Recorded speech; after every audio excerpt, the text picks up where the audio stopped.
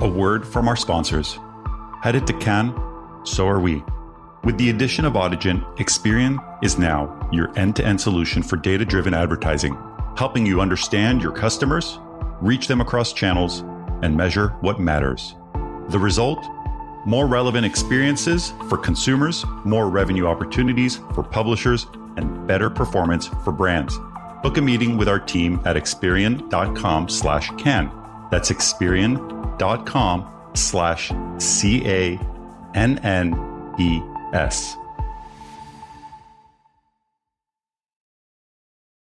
This podcast is brought to you by Adelaide. Media verification and measurement are undergoing major disruption. Legacy players are pivoting to performance advertising, AI is reshaping brand safety, and attention is replacing viewability. Adelaide is leading this shift with AU, a new way to assess media quality that scores placements based on their potential to drive attention and outcomes before your ads run.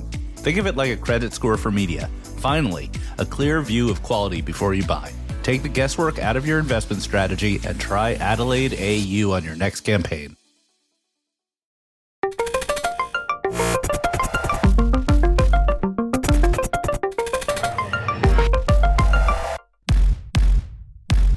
Welcome to the Marketecture Podcast. This is Ari Paparo. I'm joined by Eric Franchi, as always, and our special guest is the newest member of the Marketecture team, David Berkowitz. If you hadn't heard, Marketecture acquired two communities of marketers, the AI Marketers Guild and serialmarketers.net, both active Slack channels filled with marketing professionals.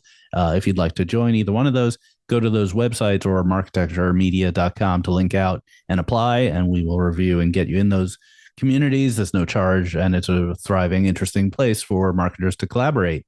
Eric, do you know David prior to this acquisition? I don't know him well. I've met him a few times. I've read his stuff over the years. He's kind of like a longtime observer and pundit. And as a non-marketer, I'm not allowed in his communities. So I want to hear what it's all about. Yeah, so that's another plug for these communities. We do not allow venture capitalists, salespeople, ad tech randos. It's you do have to apply, and that helps the quality. I think he also has a book. He has a couple books. He's a pretty well-rounded guy, and I've known him for like going on 20 years, so it's really exciting. And an interesting name.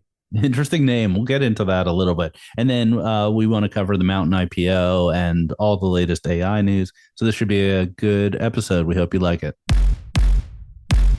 All right, we're here with David Berkowitz, our newest employee at Marketecture, our head of community, the master of all marketing communities. Thank you for being here. Thanks for having me, and for having me as part of Marketecture. What's it like to have a job? I don't know. It's been a while. I'm getting used to it again. Yeah. Do you find the cafeteria yet? I got to say, I love all the perks. Yeah. HR is a pain in the ass. All right. Well, for those of you who don't know, David Berkowitz has been a sort of a ringleader in marketing, digital marketing for 10, 20 years. He has a tendency to get people to assemble and talk and give their insights, but also like the deep bottom of their souls somehow. So how do you do this? Like, what is your job that you've created for yourself?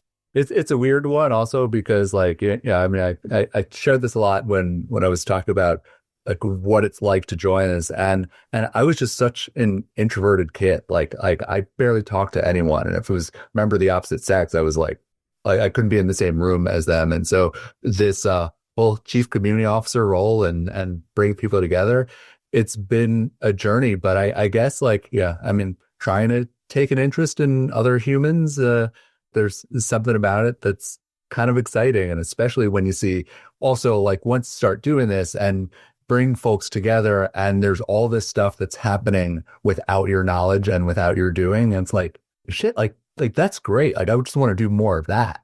Yeah, I mean, I don't think we're allowed to say opposite sex anymore. It's very binary of you. But other than that, it's cool.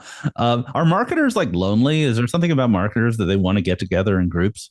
Well, I mean, marketing can be a lonely field, but also it's like, you know, one of the things I like about marketers is that it's one of the things like that people are coming from different places, right? Like especially when I was really cutting my teeth, the ABC 360i, some of our best hires were like teachers and journalists and people who just didn't expect to be in marketing, and now they're in these also like for these very weird roles, and there's some camaraderie in the trenches around that. Yeah, it's like I call it the Ratatouille theory of marketing. In the movie Ratatouille, where there's that chef who's like, everyone can cook. And I feel like that's similar.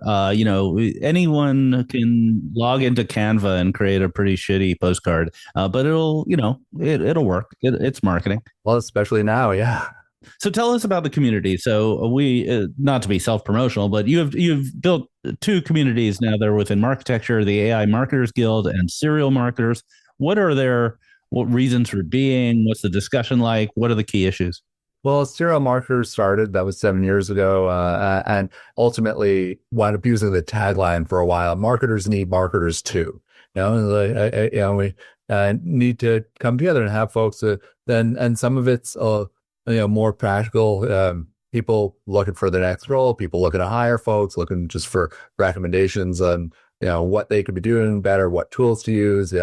Wound up hosting these first Wednesday meetups in New York that have just been a lot of fun to bring people together in person.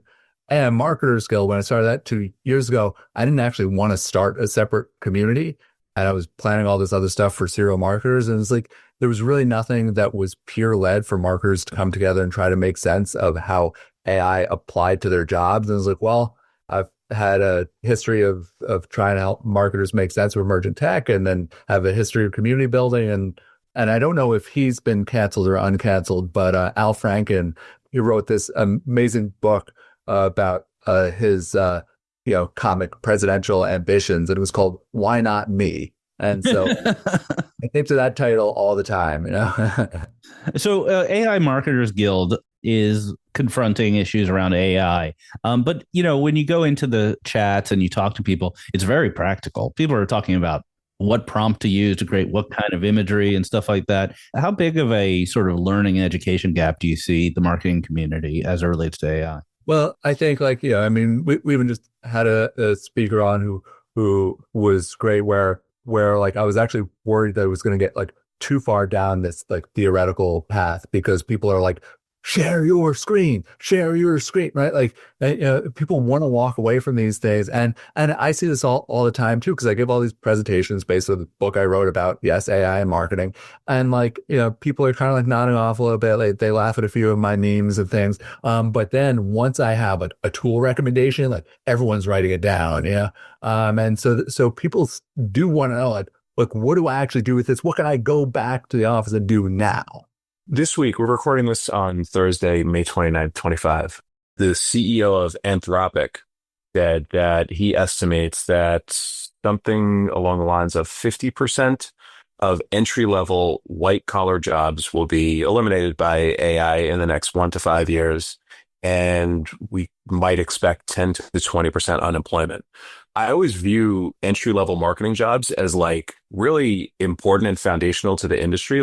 You touch a lot of things, you're a media planner, your ad ops, and it's a great springboard for careers. What's your view on that statement as it relates to AI and marketing and marketers? I think it's scary as hell, but I think it's really hard. We can't dismiss it. One of my favorite slides I present literally every single time is a GIF of Aragorn in Lord of the Rings when he's confronting Frodo in the Dark Tavern, and he says, "Are you frightened? Not nearly frightened enough." And that doesn't mean all this is doom and gloom and that we should be terrified of everything going on in AI. But if we're not thinking about the implications, and especially if you're, say, a holdco and you've got all these training programs, the best of it where someone's actually getting training in media planning and ad apps and all kinds of things going on. All of this, it is foundational for people. And where are we going to get the next generation of talent from if we can't get the ad industry's equivalent of the mailroom jobs filled, right? I think that is really scary. I don't think we have the answers yet. Someone's just asking me in a group chat, he's we all have kids who are around preteen, early teenage. And he was like, well, how are you preparing them? I'm 10 years from now, 8 years from now, trying to think of what the workforce is going to be like. I'm glad they're not entering it next year. And maybe we have a little bit of time to see what this next wave brings, because we should be scared. Yeah. So what sort of success stories are you hearing from your members about AI? Are people coming in and saying, I just built a whole campaign using AI or a similar, or is it more sort of a grinding slow motion move? It's like, AI kind of meets people where they are. And so for folks at bigger companies, it's more like, here's like the Cannes Lions submission, right? Like here's this amazing thing we did, and here's how AI impacts some of the creative, maybe some of the targeting, and like some just mind blowing stuff we couldn't have done before. For folks who are more like, boutique agencies or independent contractors and it's like here's something that I was able to do that I never could have done before, and used AI really as a whole additional team supporting me in my work. And I think that's what gets people really excited on that level. Do you see it as marketing folks now able to do sort of technical projects or do things they couldn't do?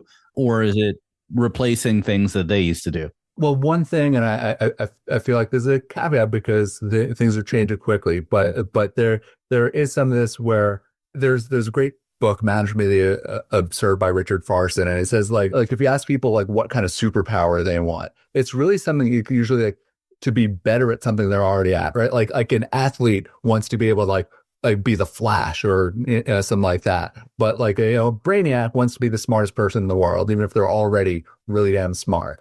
And this is also something where I think we added this, like, we're seeing this with this new wave of video. If you are not a creative, if you're not a video producer, videographer, like you're going to get really mediocre output out of it. And maybe it's just going to be like flat out, like laughably terrible.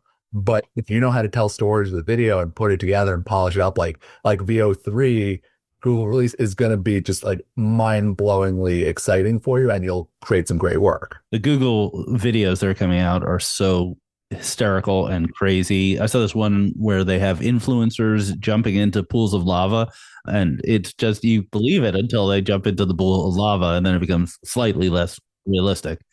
Well, I don't think I want to see the realistic version of that, but that's probably good. Yeah. Anything that pokes fun at influencers is good with me.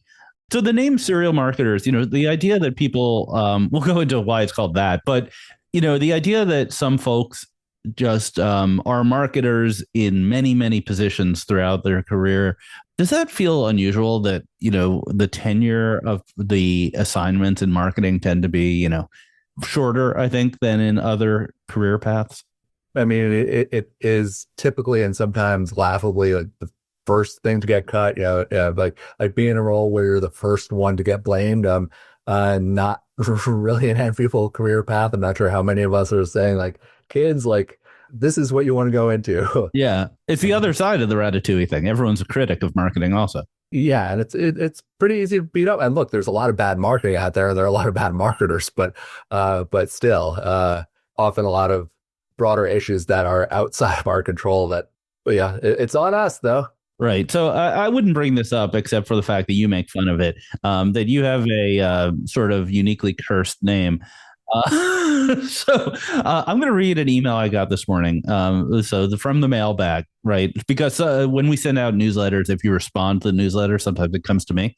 So I won't say who sent this. It says, David, I feel terrible sharing this, but I must. There was a serial killer in New York City in the 80s who shares your name. Seeing your name and serial in the subject line immediately conjured this up for me. Probably a connotation you'd want to avoid in the future. It's sad but true. Cheers, Michael.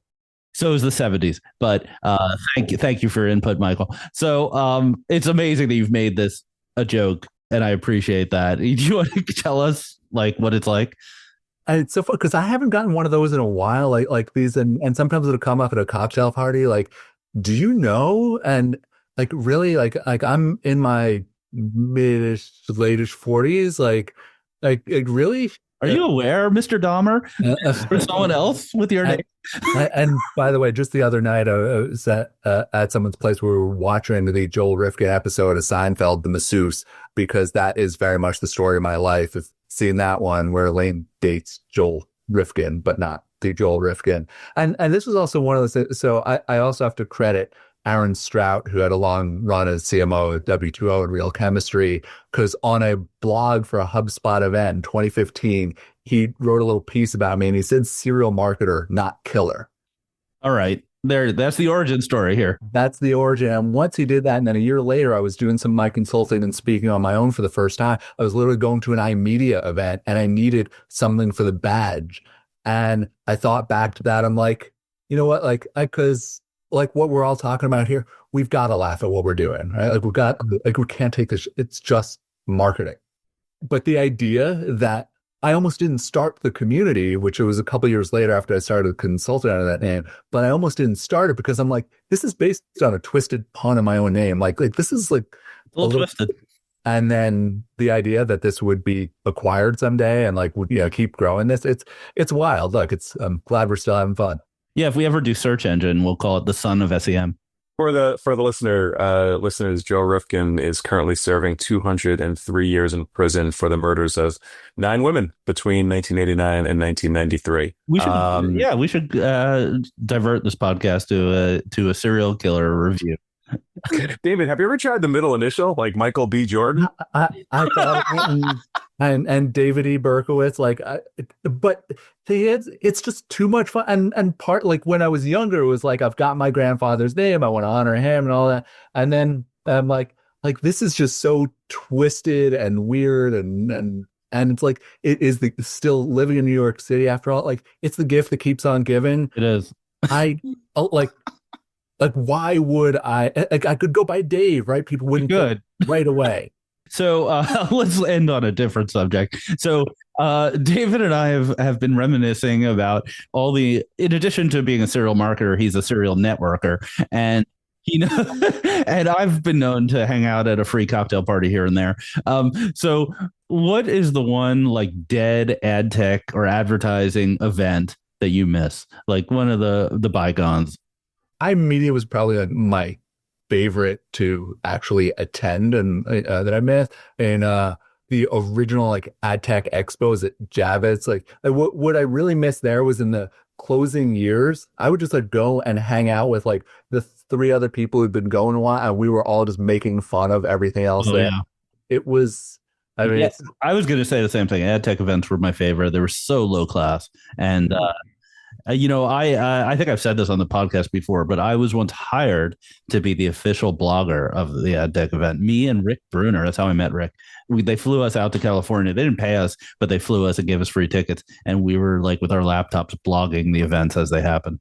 Well, I was hired to be an official blogger of a Forrester event, and then they reached out to me a couple hours in and said, "I'm blogging too much." But they asked me to stop. Seriously. Okay, well, this was an awesome conversation. We are going to now flip over and do the refresh news of the week. This podcast is brought to you by Freewheel. Freewheel gives advertisers direct connections to streaming video inventory from the world's leading publishers. It's simple, really. They're removing middlemen, which means more working media dollars, better outcomes, and enhanced control. Discover how it pays to go direct. Visit freewheel.com/marketecture. That's freewheel.com/marketecture. All right. We got the news of the week. What's on the docket for the refresh? So Mountain IPOs, finally, we'll dig into that. A bunch of AI news, as always, but this is a bunch of stuff. And it's all kind of connected, interestingly, to the publisher side and the launch of WPP Media. So let's take it from the top. Last week, Mountain IPO'd. It was, by all accounts, a successful IPO. It reached $1.6 billion valuation on the first day, had a nice pop. A couple things to talk about before we talk about Mountain business and IPO. Shout out to Tom Triscari. He did a really good analysis in his newsletter. I'm sure we'll link to it in the Marketecture newsletter on Monday. He estimated current media spend is $600 million with 40% take rates. I was looking at some other numbers, and just for kind of context setting and grounding, as of this morning, the stock continues to go up. It's valued at just under $2 billion. They had the trailing 12 months TTM $246 million in revenue, so net revenue. Based on a $2 billion valuation this morning, it's an 8x multiple, and they're growing 28%.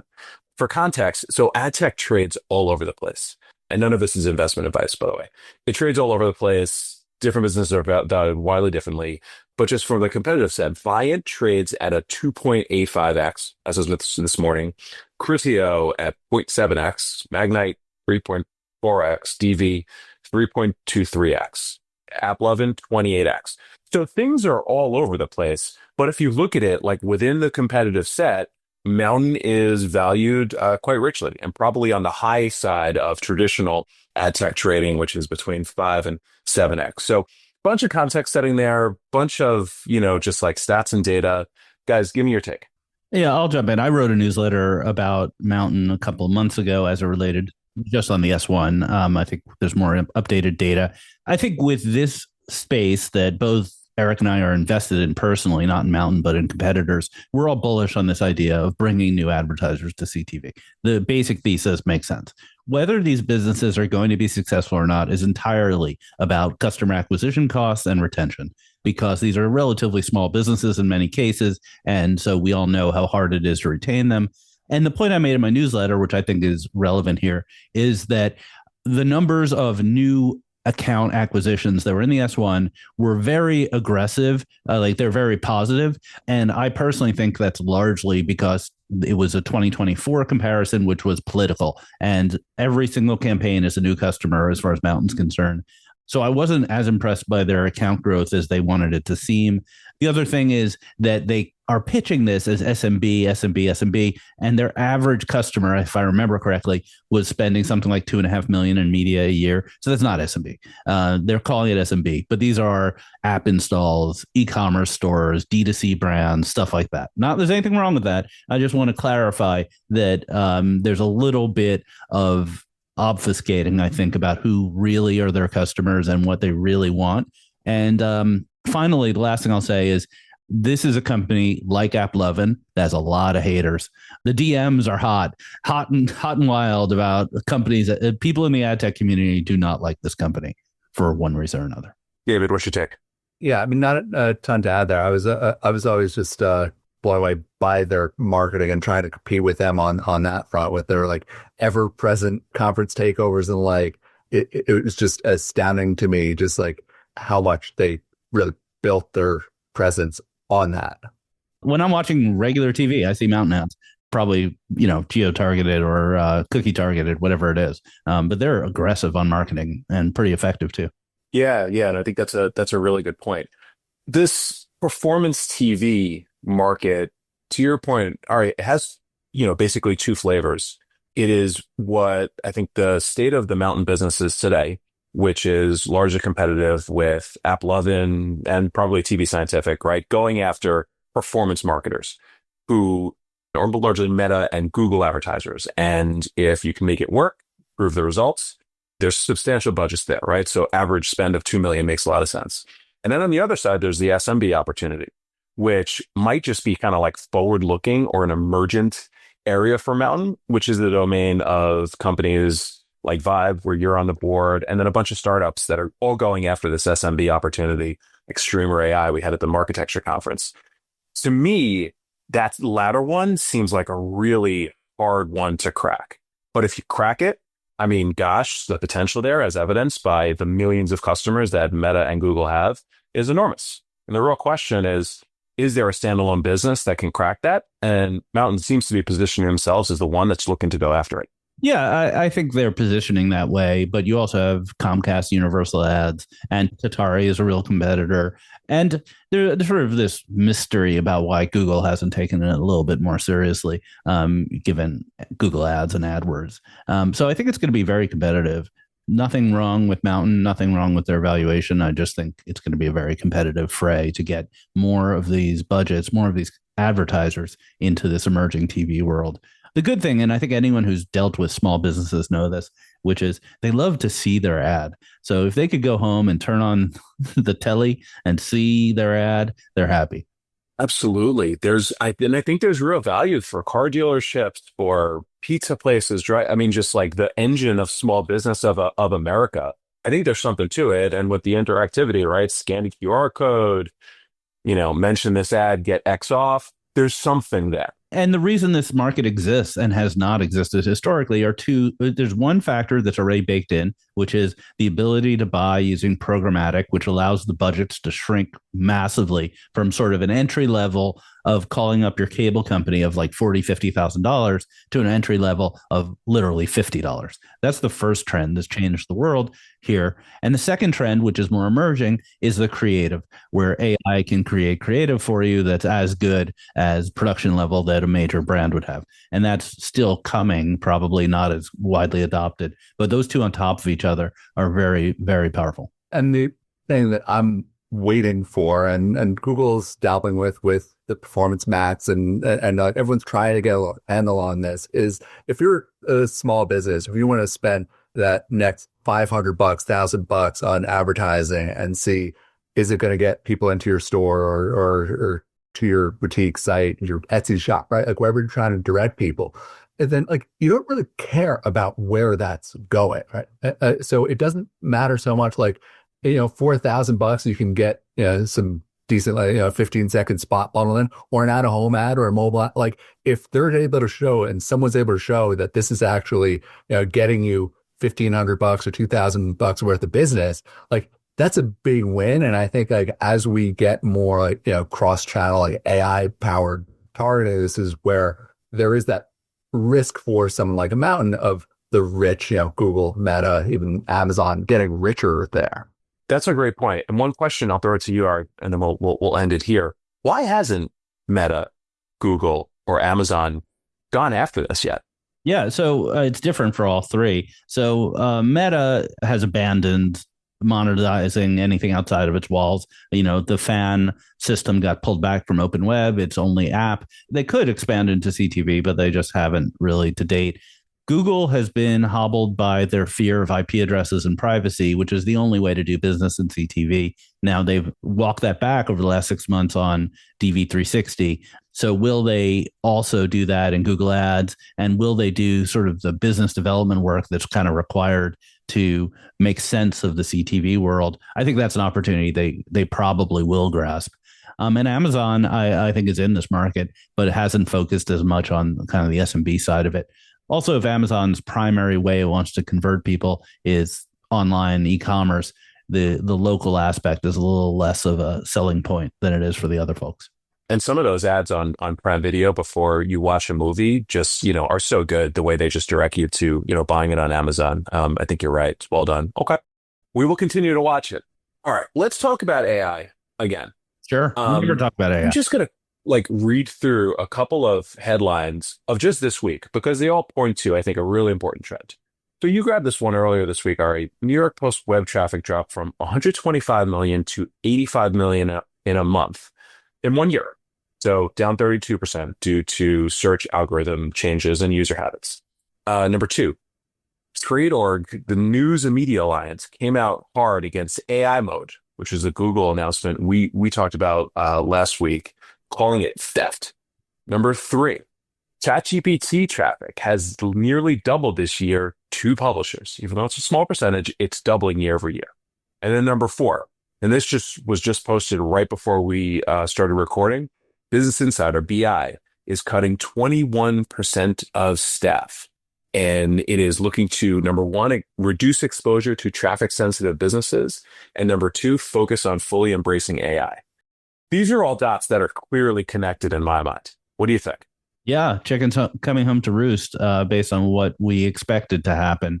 Nothing unexpected here, which is instead of search, you get answers, right? Answers are complete answers. So they do not require you to click out to the publisher site as much. When you do click out, you're a more qualified visitor. You know what you're getting. You want to read the full article or you want to shop for the product. So there's two sides to that coin, one side good, one side bad. And the business models that get left by the wayside are the ones that are not exactly search arbitrage, but where the value of the content is not unique or is, duplicative.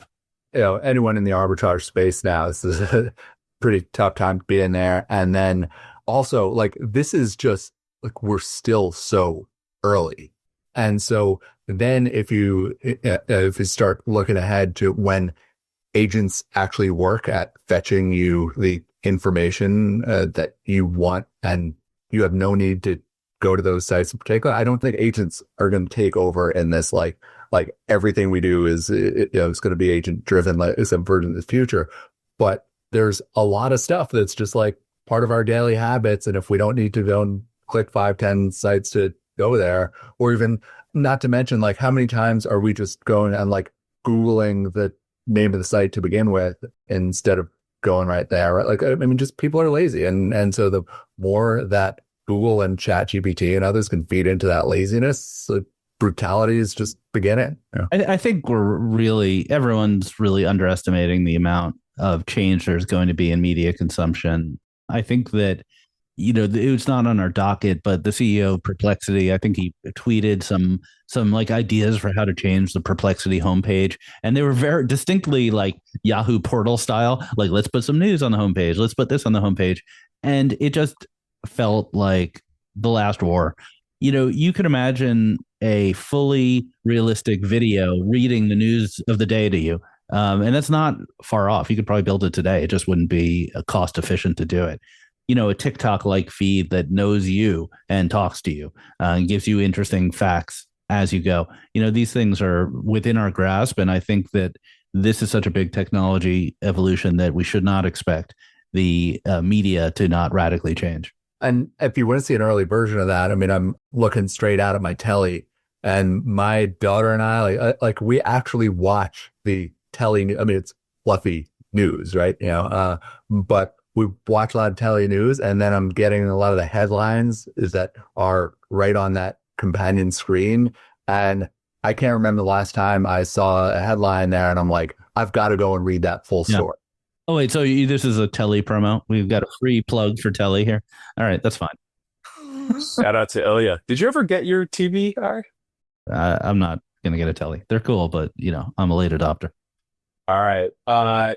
This is a crazy one, right? Because the LLMs, they need data, right? So like there's a clear opportunity, and it's licensing today, and it's probably some sort of, different business model tomorrow. Ben Thompson had an interesting idea that this will revive the idea of micropayments using stable coins to just kind of reinvent the model of the web. And people need news. People need information. So getting to the other side of this is like really, really difficult to predict. Really difficult to predict. One more and we'll call it a week. So WPP Media launches. So WPP Media is basically the former Group M, and it launches as a fully integrated AI-powered media company under WPP. And it is the kind of consolidation of a bunch of agencies. Mindshare, Wavemaker, Essence Mediacom will continue to provide clients with dedicated teams as brands within WPP Media. I thought this was interesting from the standpoint that they came out with a very AI first, AI centric messaging, and then B, they launched an ad campaign, and it's pretty good. Like the video, speaking about David's, capabilities, if you know what you're doing with video prompting, it was really good. And they're, running ads in all sorts of kind of B2B environments. So I give this one kind of a W. Look, if you could get anyone interested in the mechanizations of agency holding companies, you're winning. And here we are on our podcast talking about it. So they must be doing something right. They must be. David, what you think? Yeah, I was there at Publicis, I guess, like right before they rolled out Marcel, and so you see a lot of things that are just like using the right buzzwords, but they've put a little bit of proof behind it. It'd be interesting to see what this really means for their talent going forward, right? Like, and how they define where humans are adding value versus technology and where those investments go.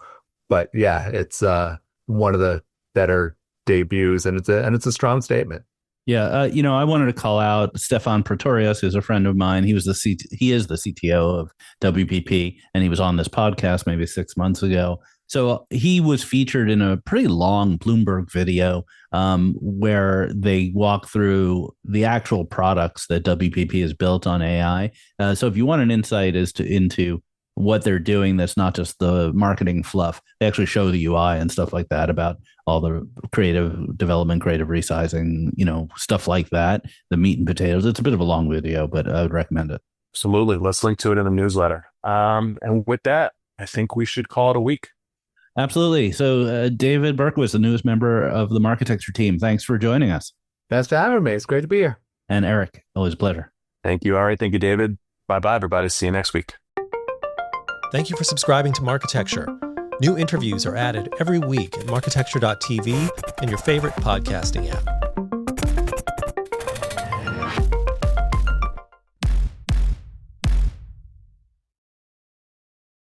Thank you for listening to the Marketecture podcast. New episodes come out every Friday, and an insightful vendor interview is published each Monday.